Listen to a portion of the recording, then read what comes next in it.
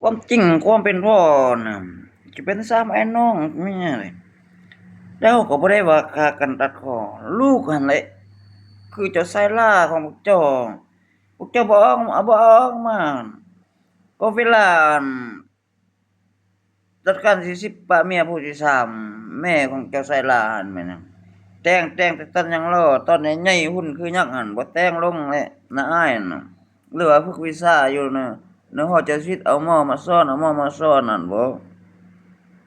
อันนั้นตัดคอลูกทิ่มนั่นแม่นได้นำมาเป็นอ้ายเป็นน้องแม่งเจ้าบ่ชนะข้อยก็กินยาเจ้าก็กินยาข้อยบ่ชนะเจ้าข้อยก็กินยาฆ่าเก่งตายไผๆมันนั่นแหละบ่มีว่าสั่งวงการว่าพวกเจ้าอั่นมาฆ่าข้อยจะไปฆ่าพวกเจ้าก็คือคำข้อยว่าแหละแต่ลูกพวกเจ้าหั่นถูกตัดคอตัวจริงนั่นแหละเบิ่งก็เบิ่งแหมเอาใจลูกแม่ง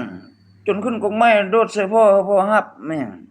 เราติดตามแต่ทางรถไฟทางด่วนน่ะนะรัชกาลที่10เจ้าก็วางยาตัวจริงอย่าวางยาให้อันรัชกาลที่9แม่งนั่นน่ะมันคำว่าเป็นพ่อเจ้าสิเป็น10เจ้าสิเป็นอ้ายหรือว่าเจ้าสิเป็นหยังก็อย่าแต่ในห้องเขาเป็นพ่ออยู่ดีเขาเป็นผู้สร้างเขาเป็นผู้เฮ็ดตัวจริงลงมือตัวจริงความรู้มีหลาย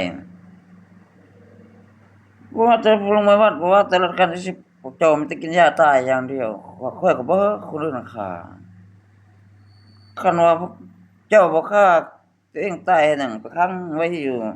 ทำเจ้าชีวิตสำเนื้อสัมมนาอยู่หั่นแหละบ่ละยายโอ้